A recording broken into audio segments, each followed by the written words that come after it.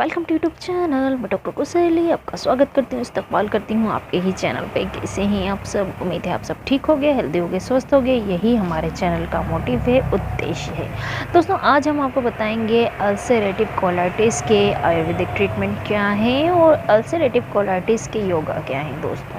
दोस्तों ulcerative colitis एक ऐसी बीमारी है जिसके लक्षण अचानक सामने आते हैं। इस बीमारी की वजह से कोलन में छाले हो जाते हैं और उस हिस्से में सूजन रहती है, बॉडी में थकान और कमज़ोरी रहती है। अगर समय रहते इसका ट्रीटमेंट करें तो इस पर काबू पाया जा सकता है दोस्तों। लेकिन दोस्तों अगर आपने अभी तक चैनल को सब्सक्राइब नहीं किया हो तो प्लीज़ चैनल को सब्सक्राइब करें, लाइक करें, शेयर करें, कमेंट करें, क्योंकि हेल्दी और स्वस्थ होने वाली जानकारी सबसे पहले आपके पास पहुँचे। और दोस्तों अगर आप चैनल पे नए हैं, आप देख रहे होंगे नीचे रेड कलर का सब्सक्राइब बटन है, बेल नोटिफिकेशन, लाइक बटन है, इसको दबाएं। हमेशा हेल्दी।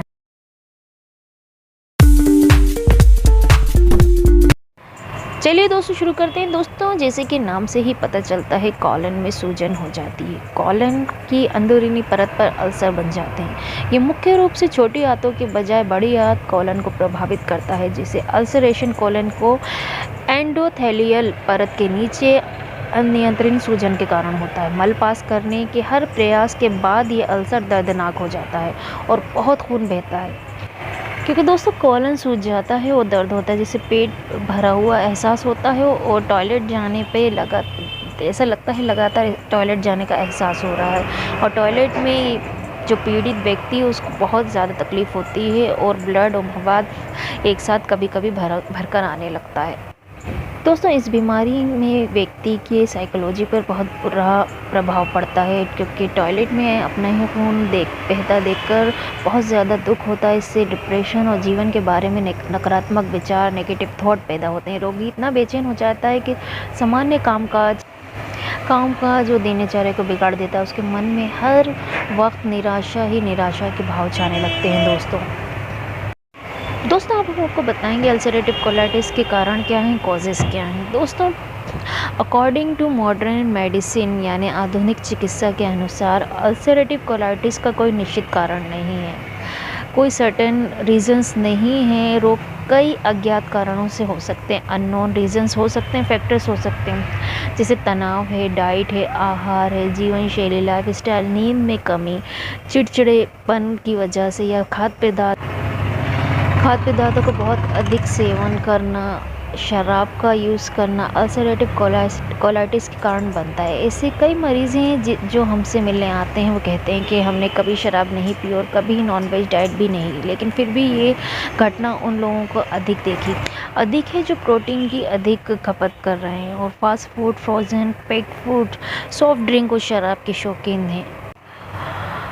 दोस्तों क्या अल्सरेटिव कोलाइटिस जेनेटिक है? ऐसे लगभग 30 जीन हैं जिनकी मैपिंग की गई है, उन्हें इस बीमारी से जोड़ा गया है, लेकिन कारणों का पता लगाने के लिए अभी भी रिसर्च जारी है कि ये जेनेटिक कारण को ध्यान में रखा जाता है। लेकिन ऐसे कई रोगी हैं जिनके कोई भी निकट या दूर के रिश्तेदार नहीं हैं जिन्हें इस बीमारी की कोई शिकायत हो। दोस्तों हम आपको बताएंगे Ayurvedic medicine for ulcerative colitis.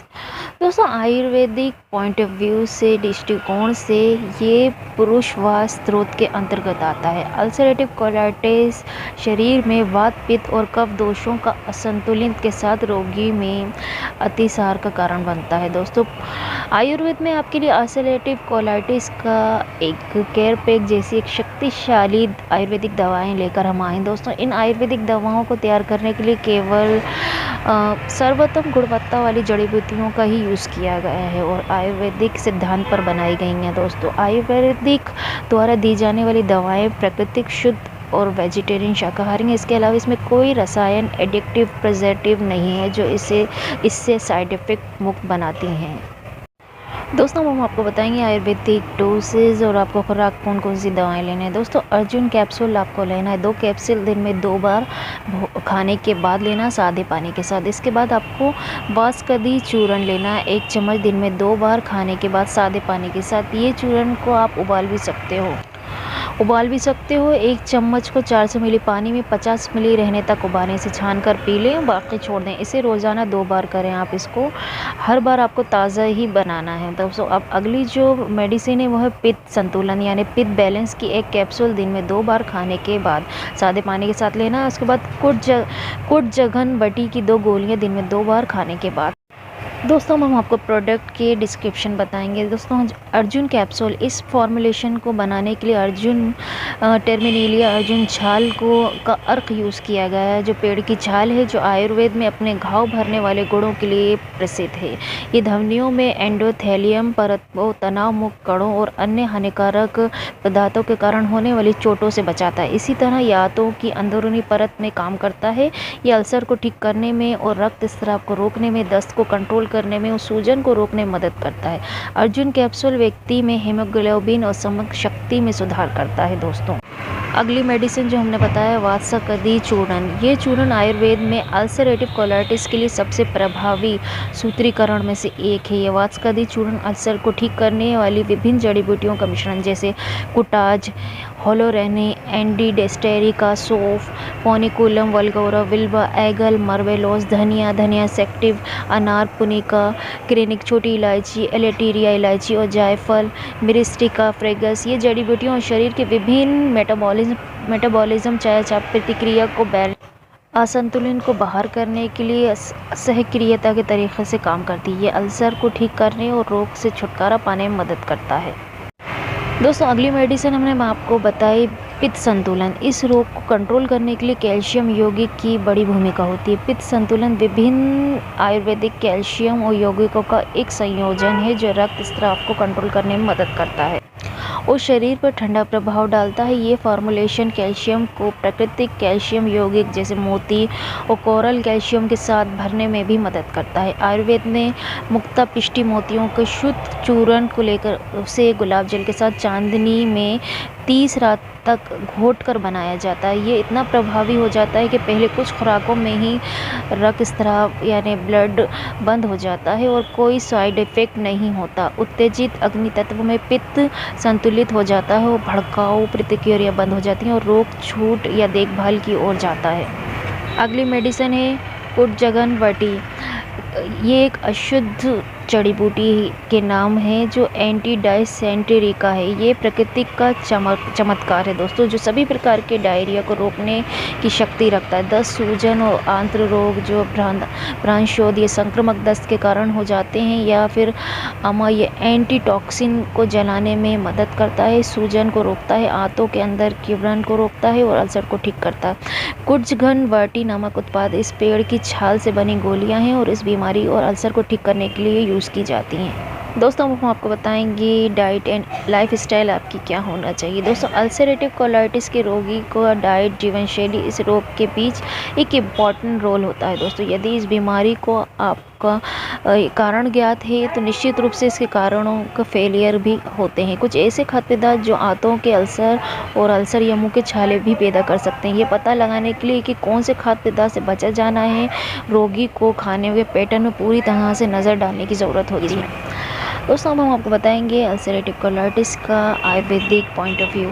Ayurvedic की दृष्टि से आमा उत्पन्न करने वाले डाइट, पित्त बढ़ाने वाली डाइट वास्तव में इस रोग के लिए अच्छे नहीं होते। यदि भोजन को ठीक से नहीं पचता तो आंतों में भोजन के किरण शुरू हो जाते हैं जिससे एएमए आंतों में उत्पन्न होता है। इससे शरीर में उपचायी प्रक्रिया मध्यवर्ती रसायन के रूप में समझा जा सकता है। कम पाचन और अग्नि ऐसे मेटाबॉलिज्म में एंटोटॉक्सिन या एएमए को गठन का एक कारण भी बन सकता है। दोस्तों पित्त बढ़ाने वाले खाद्य पदार्थों से बचे। पित्त बढ़ाने वाले खाद्य पदार्थ वो होते हैं जिन्हें खाने के बाद शरीर में गर्मी पैदा होती है। सभी मसाले, खट्टे फल जैसे नींबू, संतरा, अनानास, सभी खट्टे फल, दही, पनीर, चाय, कॉफ़ी, मांसाहारी डाइट और शराब पित्त बढ़ाने वाले खाद्य पदार्थों के रूप में जाने जाते हैं।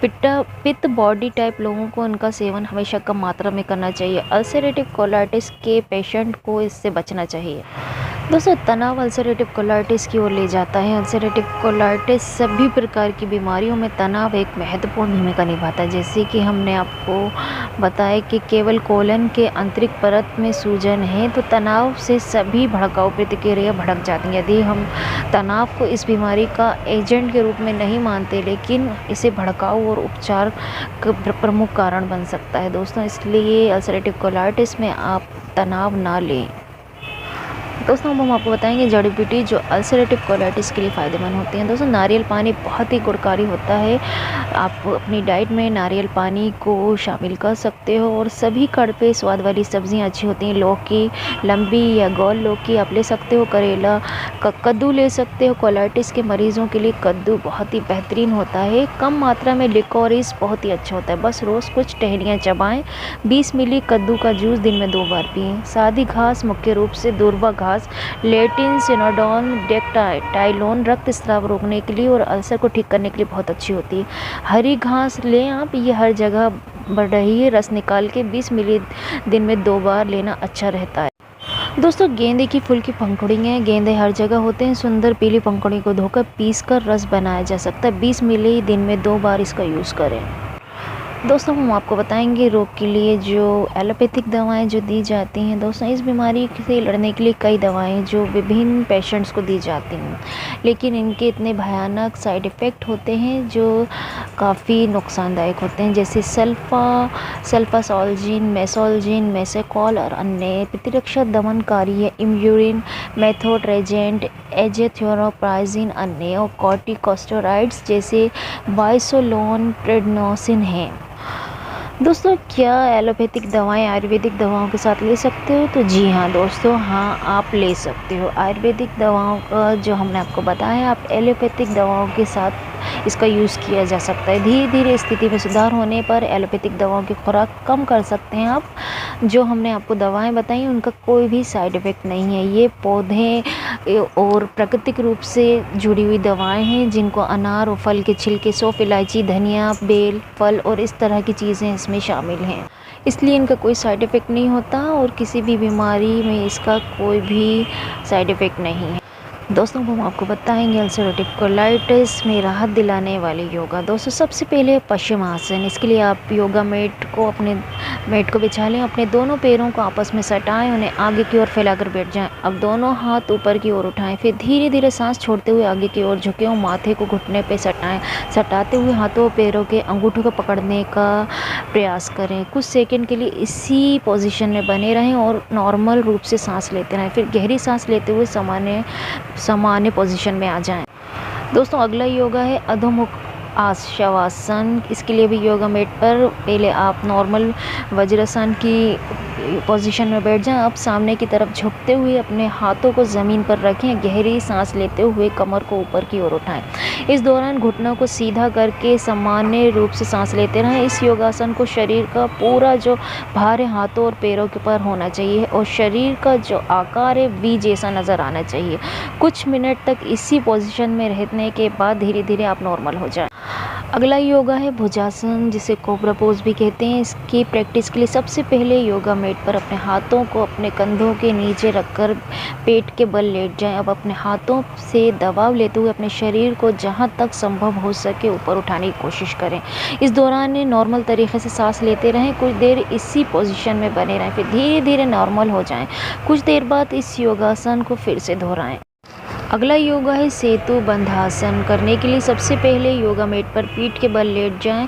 अब अपने पैरों को घुटने से मोड़ें और अपने दोनों हाथों को एड़ियों के करीब लाने की कोशिश करें।